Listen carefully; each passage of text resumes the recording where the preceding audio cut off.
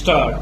It is this lacuna in our administrative machinery, it is this weakness in the agency which is called upon to see that the company law becomes a fit instrument for checking and eliminating the defects in the working of the corporate sector, which is mainly responsible for the persistence of abuses stock. The real solution of the problem before us is to strengthen the administration, to enlarge its power, to enlarge its scope of inquiry, and above all for the government to take prompt and effective measures against abuses which have been pointed out by the company law administration staff.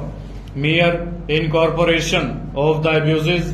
in the report is not enough staff. It is necessary for the government to act, and I would be happy to know what action the government has so far taken against the specific abuses that have been pointed out in the report. Stop. If these abuses to which the attention of the government is drawn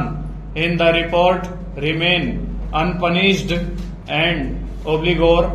had not received the attention of the government to the extent it deserves, there is likelihood of the impression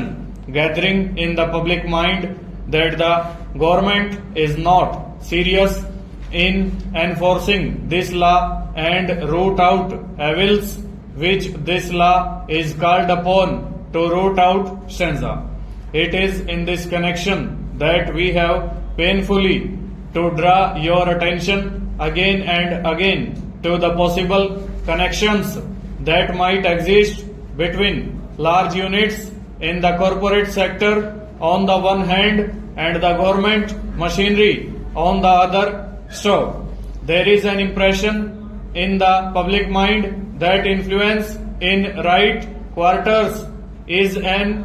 absolute minimum necessary in order to get things done, and it is this which is responsible for the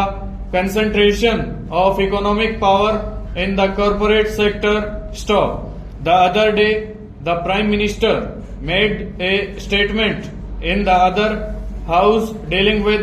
this problem and pointed out that an elaborate machinery exists to deal with the